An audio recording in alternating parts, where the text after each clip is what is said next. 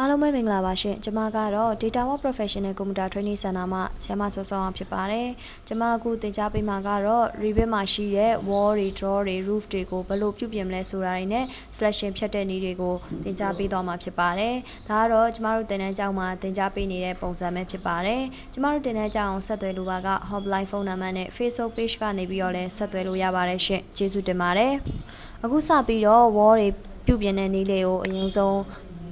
လေ့လာကြည့်ရအောင်အခုစပြီးတော့ home tab ထဲကိုသွားပြီးတော့ wall ပြုပြင်မှုအတွက် wall ယူလိုက်တယ်ပြီးပြီဆိုလို့ရှိရင် wall rectangle ပတ်ပေးလိုက်မယ်ပြီးရင်ကိုယ့်ဘာကို width တွေ height တွေကိုကိုယ်စိတ်ကြိုက်ပြောင်းလဲပေးလို့ရပါတယ်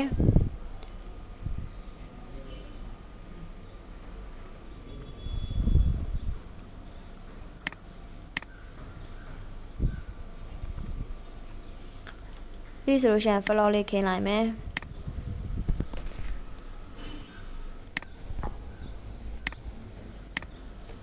ပြီးဆိုရင် 3D view လေးတစ်ချက်လောက်ကြည့်လိုက်မယ်ပြီးရင်ဒီမှာရှိတဲ့ wall တွေကိုဘာ wall ပြောင်းမလဲဆိုရင် curtain wall ဆိုရင်မှန် wall ပြောင်းကျင်တဲ့အတွက်ကြောင့်မို့လို့ကိုပြောင်းကျင်တဲ့ wall ပေါ်အရင်ဆုံးကာစာတင်တယ်ပြီးရင်အကုန်လုံး wall တွေပါကျင်တဲ့အတွက်ကြောင့်မို့လို့တက်တစ်ချက်ခုံလိုက်တယ်ပြီးရင် click တစ်ချက်ထောင်းမယ်အောက်မှာဆိုလို့ရှိရင်ကိုပြောင်းလဲကျင်တဲ့ဟာကိုဘယ်မှာသွားပြောင်းလဲလို့ရလဲဆိုရင် property box မှာသွားပြီးပြောင်းလဲပေးလို့ရတဲ့အတွက်ကြောင့်မို့လို့ property box မှာသွားပြီး click တစ်ချက်ချလိုက်မယ်ကိုသုံးကျင်တာက curtain wall မှန် wall ဖြစ်တဲ့ကြောင့်မို့ curtain wall ကိုယူလိုက်မယ်အခုဆိုလို့ရှိရင်ဒါကတော့ wall type ကိုပြောင်းလဲသွားတာဖြစ်ပါတယ်အခုထပ်ပြီးတော့ဒီ curtain wall ကိုမှအပိုင်းပုံစံလေးတွေပိုင်းပြမှာဖြစ်ပါတယ်အဲ့အတွက်ဒီကိုပိုင်းခြင်းတဲ့ curtain wall ကိုအရင်ဆုံးဆက်လက်မှတ်တယ်ဒီ wall ကိုပိုင်းမှုအတွက်ဆိုလို့ရှိရင်တော့ပိုင်းတဲ့နည်းနှစ်နည်းရှိပါတယ်အဲ့အတွက်ကိုပိုင်းခြင်းတဲ့ဟာကိုအရင်ဆုံးဆက်လက်မှတ်တယ်ဒီပိုင်းမှုအတွက်ကိုပိုင်းခြင်းတဲ့ဟာကိုပဲထားပြီးတော့ကျန်တဲ့ဟာတွေကိုခဏလောက် height ထားခြင်းနဲ့အဲ့အတွက်အရင်ဆုံး height tabonary height ကို click တစ်ချက်ထောင်းမယ်သူနဲ့မသက်ဆိုင်တဲ့ဟာတွေကိုအကုန်လုံး height ချင်တဲ့အတွက်ကြောင့်မလို့ ISO element ကိုယူလိုက်တယ်အခုဆိုလို့ရှိရင်ဒီ curtain wall ကိုပိုင်းတော့မယ်ပိုင်းဖို့အတွက်ဆိုလို့ရှိရင်နှစ်နည်းရှိပါတယ်အဲ့အတွက် curtain grid နဲ့လည်းပိုင်းလို့ရပါတယ် curtain grid နဲ့ပိုင်းမယ်ဆိုလို့ရှိရင်တော့သူ့မှာ method 3ခုရှိပါတယ် all grid နဲ့ပိုင်းမယ်ဆိုလို့ရှိရင်တော့ကိုယ်စိတ်ကြိုက်အပိုင်းလေးတွေအပိုင်းပုံစံလေးတွေရအောင်ပိုင်းလို့ရပါတယ်ဒါမှမဟုတ်ဘူး1 segment ကိုသာသုံးခဲ့မယ်ဆိုလို့ရှိရင်တော့သူကအပိုင်းတစ်ပိုင်းကိုပဲသူကပိုင်းပေးတယ်နောက်ထပ်အပိုင်းတွေကိုသူကထပ်ပြီးပိုင်းပေးမှာမဟုတ်ပါဘူးနောက်ထပ်အပိုင်းကတော့အပိုင်းတွေရှိတဲ့ဟာကိုမှတစ်ခုကိုပိုင်းမယ်တစ်ခုကိုမပိုင်းဘူးဆိုတဲ့အချိန်မှာသုံးပါတယ်ဒီ all exit ကတော့အခုနောက်ထပ်တစ်နည်းကတော့ဒီနည်းကိုမှမဟုတ်ဘူးဆိုလို့ရှိရင်နောက်ထပ်နည်းကတော့ကိုပိုင်းချင်တဲ့ဒီ curtain wall ကိုအရင်ဆုံး select ပေးတယ် property box မှာရှိတဲ့ editor ကို click တစ်ချက်ထောက်မယ်ဆိုလို့ရှိရင်သူ့ဘာသူဒီအပိုင်းလေးတွေရဖို့အတွက်အရင်ဦးဆုံး duplicate ပွားပေးလိုက်မယ်ပြီးပြီဆိုလို့ရှိရင်ဒီ vertical grid panel ဆိုတဲ့ layout ဆိုတဲ့ဘေးနားက none ဆိုတဲ့ဟာကို click တစ်ချက်ထောက်မယ်ဆိုလို့ရှိရင်အမှသူ့ရဲ့ဒီစာသားကြီးကြာလာတယ်အဲ့မှာဆိုရှင်ကိုကအပိုင်းပိုင်းနေတဲ့အတွက်ကြောင့်မလို့ fit distance ကိုကအတိအကျပိုင်းနေတဲ့အတွက်ကြောင့်မလို့ fit distance နဲ့သုံးတယ်ပြီးရင်ကို blind နဲ့ပိုင်းကျင်တာလဲကိုပိုင်းကျင်တဲ့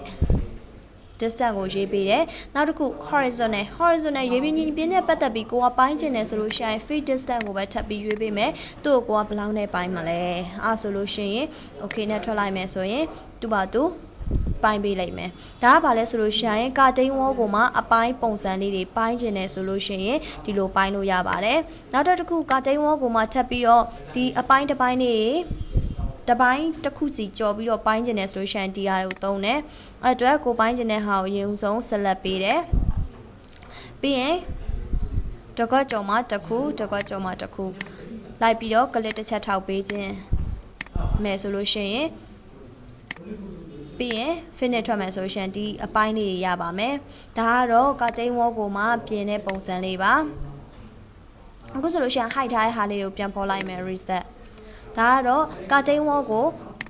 ဒီအပိုင်းပုံစံလေးတွေပိုင်းနေနည်းပဲဖြစ်ပါတယ်နောက်တစ်ခုကတော့ draw တွေတကားတွေကိုပြောင်းလဲမဲ့ပုံစံပဲဖြစ်ပါတယ်အခုတကားတွေမထည့်ခင်မှာ draw တွေမထည့်ခင်မှာအရင်ဦးဆုံးအခန်းလေးဖွဲ့ပြီးမှသာဒီ draw တွေထဲမှာဖြစ်တဲ့ကြောင့်မလို့အခန်းလေးဖွဲ့မယ်အဲ့အတွက် level 1မှာအခန်းတစ်ခန်းဖွဲ့မယ် level 2မှာအခန်းတစ်ခန်းဖွဲ့မယ်အဲ့အတွက် wall တွေကိုယူလိုက်မယ်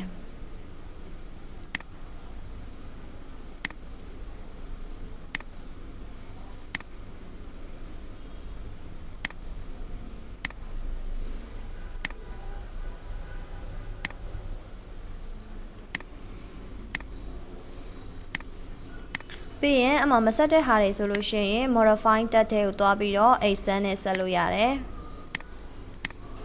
ပြီးရင် single extend နဲ့ဆက်မယ် sorry ပြီးရင်တကားလေးတက်မယ်ပေါ့တကားရေတက်ဖို့အတွက် home တက်တဲ့ကိုသွားတယ် draw ကိုယူမယ် draw မှာတက်တော့ခဏလောက်ဖြုတ်ပေးထားမယ်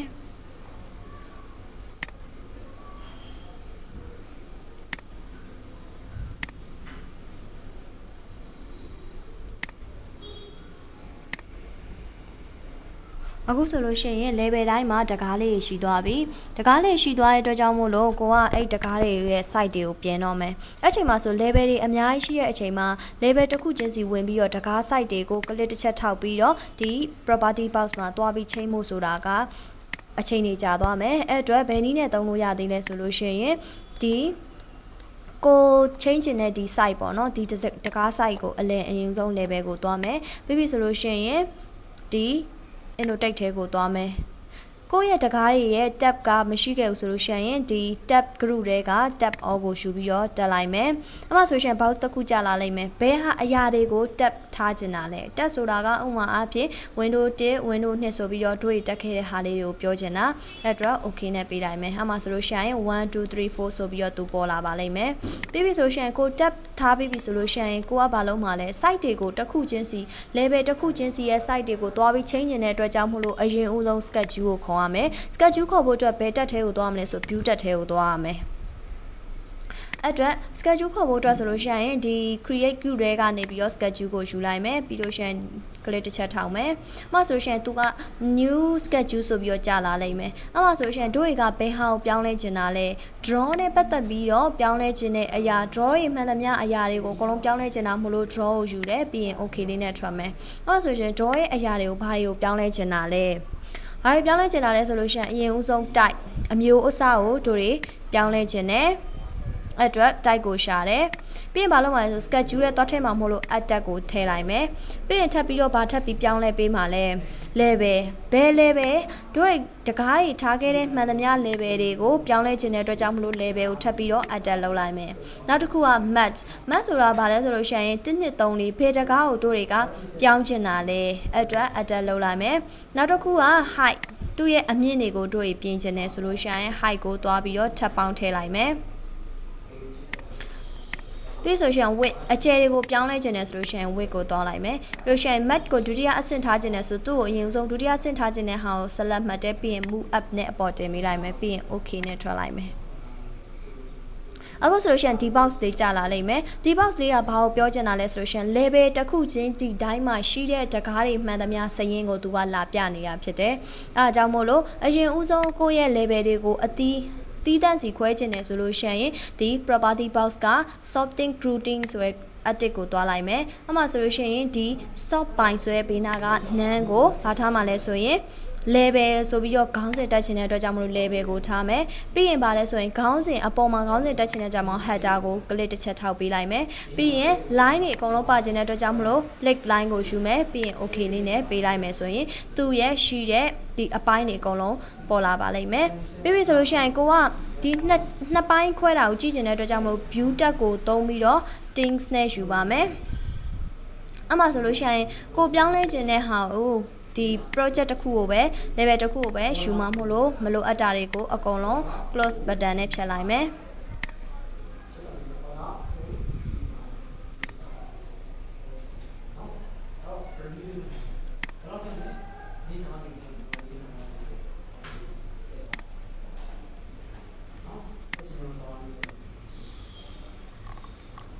ပြီးဆိုလို့ရှိရင်ကိုယ့်ရဲ့တကားတွေ level 1မှာရှိတဲ့တကားကိုဘယ်ဟာကိုအရင်စပြင်ကျင်တာလဲ1မှာပြင်ကျင်တာလား2မှာပြင်ကျင်တာလားအတွက်ကို click ထောက်တဲ့နေရာမှာသူ့ဘာသူ auto ဒီ select ဝင်သွားပါပြီအမှဆိုရှင်ကိုစိတ်ကြိုက် site တွေကိုတွားပြီးပြောင်းလဲပေးလို့ရပါပြီ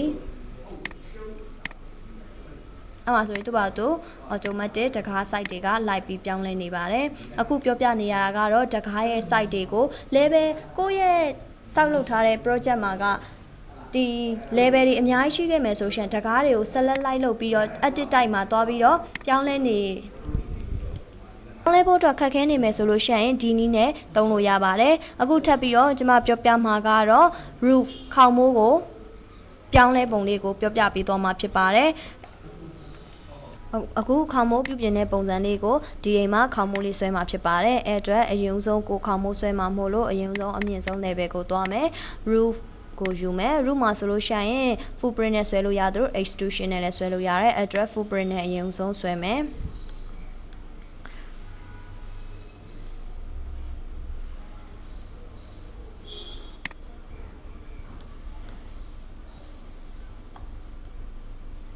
ပြီးရင် offset ကိုဒီကနေဒီကိုယူလိုက်မယ်ပုံမှန် roof ကတော့ခေါင်မိုးကတော့ slope ၄ခုရှိပါတယ်ပြီးရင် finish လုပ်လိုက်မယ်အမှဆိုလို့ရှိရင်ဆက်နေလိုက်မယ်ပြီးပြီဆိုရင်ဒီအတိုင်းပဲဒီ slope ဒီ၄ခုရှိတဲ့ဟာမှာနှစ်ခုတို့တွေကလိုချင်တယ်အဲ့အတွက်နှစ်ခုဖြစ်ဖို့အတွက်အရင်ဆုံး edit footprint ကိုယူလိုက်မယ် slope နှစ်ခုကိုဒီနှစ်ခုကိုဆက်လက်ပေးပြီးတော့ slope ဖြုံမှာဖြစ်တယ်အတွက် define slope ဖြုံမယ်ပြီးရင် finish လုပ်လိုက်မယ်အဲ့ချိန်မှာဆိုလို့ရှိရင်သူကလွတ်နေလိမ့်မယ်အဲ့လိုလွတ်နေမယ်ဆိုလို့ရှိရင် attach လုပ်ရမယ်ဖြစ်တယ်အတွက် attach လုပ်ဖို့အတွက် wall ကိုဆက်လက်မှတ်တယ်ပြီးရင် attach ကိုယူတယ် roof ကိုထိလိုက်မယ်အဲ့ဆိုလို့ရှိရင် attach အဲ့လိုမှမဟုတ်ဘူးတို့တွေကခုနကတော့လိုပဲ attach မလုပ်ချင်ဘူးဆိုလို့ရှိရင်ခေါင်မိုး၄ခုရှိနေတဲ့ဟာကိုတခါတည်းဘာလုပ်လို့ရလဲဆိုလို့ရှိရင် attach လုပ်လို့ရပါတယ်အဲ့တော့ပြန်ဆွဲမယ်အဲ့တော့ဒီခေါင်မိုးဆွဲပြီးပြီဆိုရင်တခါတည်းဒီ wall ကို attach လုပ်မယ်အဲ့တော့တက်တစ်ချက်ခုံပြီးတော့ click တစ်ချက်ထောက်မယ် attach တခါတည်းပြင်လို့ရတဲ့ဆွဲအကြောင်းပြောချင်တာဖြစ်ပါတယ်အဲ့တော့ပြီးဆိုရှင်ဒီဟာကို slope နှစ်ခုပဲခြံကျင်တဲ့အတွက်ကြောင့်မလို့သူ့ကိုခေါင်မိုးကိုဆက်လက်မှတ်တယ်ပြီးရင် edit ပြင်မှာမို့လို့သူတို့နှစ်ခုကို slope ဖြုတ်ချင်တဲ့ဟာကို select ဖြုတ်တယ်ပြီးဆိုရှင် define slope ပြီးရင် finish အခုဆိုရင်တစ်ခါတည်းပါသွားပြီပြီးပြီဆိုလို့ရှိရင်အဲ့ဒါမှမဟုတ်သေးဘူးဒီခေါင်မိုးမှာထပ်ပြီးပြင်ချင်တယ်ဆိုလို့ရှိရင် edit footprint ကိုယူတယ်ပြီးရင်ဒီတစ်ခုကို slope ဖြုတ်မယ် finish အခုဆိုလို့ရှိရင်တခါတည်းခေါင်မိုးဆွဲပြီးကြတဲ့က attach လုပ်ခဲ့တဲ့အတွက်ကြောင့်မို့လို့ကိုဘလောက်ပဲပြင်ဒီ wall ကလိုက်ပြီးတော့ roof နဲ့ light ကတ်နေတာဖြစ်ပါတယ်အခုပြင်မယ် attach footprint ၄ခုလုံးကို slope ဖြုတ်လိုက်မယ်ဆိုလို့ရှိရင်ဘယ်လိုပုံစံဖြစ်သွားမလဲဆိုရင် flip အပြားပုံစံလို့ဖြစ်သွားမှာဖြစ်ပါတယ်အဲ့ဒီ flip အပြားပုံစံကိုမှတို့တွေ shape ထပ်ပြောင်းလို့ရပါသေးတယ်အတွက်ခေါင်မိုး shape တွေပြောင်းကျင်တဲ့အတွက်ကြောင့်မလို့အရင်ဆုံးကိုပြောင်းကျင်တဲ့ခေါင်မိုး select ပေးတယ်သူ့ရဲ့ shape တွေကိုပြောင်းကျင်တာမလို့ဒီ modify split elements ဆိုတဲ့ဟာလေးကိုယူမယ်အမှဆိုလို့ရှိရင်သူ့ရဲ့ point တွေလာပြနေပါတယ် click တစ်ချက်ထောက်မယ်အဲ့ဆိုကိုကဒီတန်မိုးတွေနဲ့အပေါ်မြင့်ကျင်နေဆိုလို့ရှိရင်တော့တန်မိုးနဲ့ရိုက်ထည့်လို့ရသလိုဒီမြားလေးနဲ့လည်းအပေါ်ဆွဲတင်လို့ရပါတယ်ကိုလိုသလိုကိုလိုအပ်သလိုဒီလမ်းကြောင်းလေးတွေကိုသုံးလို့ရတယ်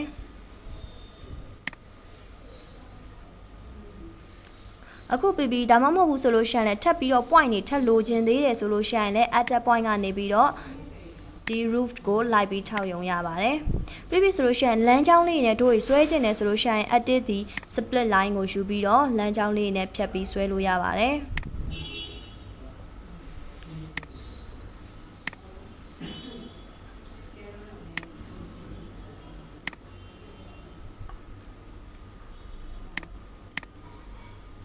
ပြီးရင်သူ့ကလေးတစ်ချက်ထောက်ပြီးတော့တန်မိုးနဲ့အပေါ်ဆွဲတင်လို့ရသလိုဒီမြားလေးနဲ့လည်းအပေါ်ဆွဲတင်လို့ရပါတယ်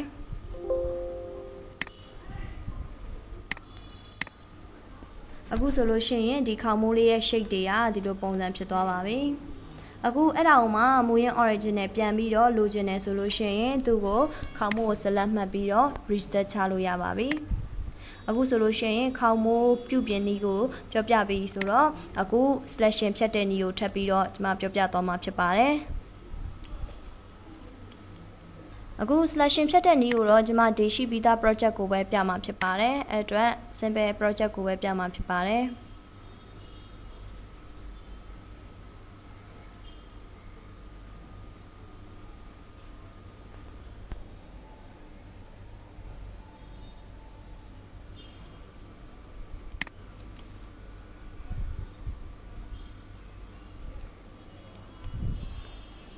selection ဖြတ်ဖို့အတွက်အရင်ဦးဆုံး floor plan တစ်ခုခုသတ်မှတ်ပေးရမှာဖြစ်ပါတယ်အဲ့အတွက်ကိုရဲ့ floor plan ကို level 3ကနေ selection ဖြတ်ပြီးကြည့်ချင်တာလား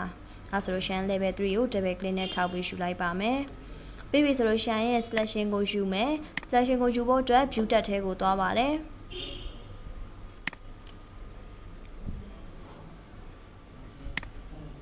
view tab ထဲမှာဆိုလို့ရှိရင်ဘယ် group ထဲမှာရှိလဲဆိုရင် create group ထဲမှာရှိရဲ selection ကိုယူလိုက်ပါတယ်အဲ့အတွက်ကိုဖြတ်ချင်တဲ့နေရာ click တစ်ချက်ထောက်ပြီးတော့ယူလာခဲ့မယ်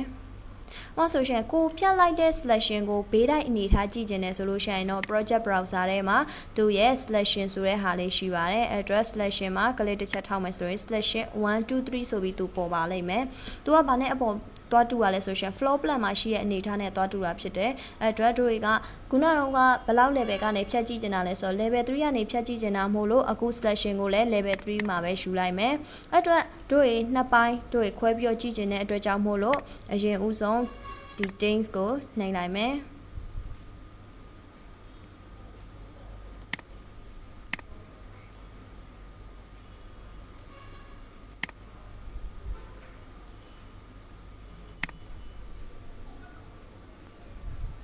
ဒီဘက်ကတော့ selection ဖြတ်လို့ဘေးတိုင်းမြင်ရတဲ့အနေထားဒါကတော့အပေါ်စီးကနေ selection ဖြတ်လိုက်တဲ့ဟာပဲဖြစ်ပါတယ်အဲ့ချိန်မှာဆိုလို့ရှိရင်ကိုယ့်ရဲ့ဒီ selection ဖြတ်တဲ့ဒီ direction ကိုပြောင်းလဲလို့လည်းရပါတယ်အဲ့အတွက်သူ့ကို click တစ်ချက်ထောက်မယ်ဆိုရင်မြားပေါ်လာလိမ့်မယ်အဲ့ချိန်မှာ click ထောက်မယ်ဆိုလို့ရှိရင်ဘေးညာသူပြောင်းသွားပါလိမ့်မယ်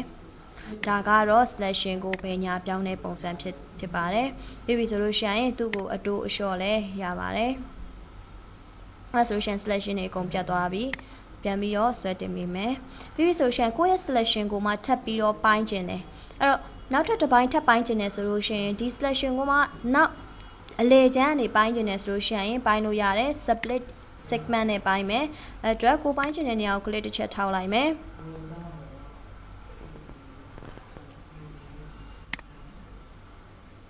split element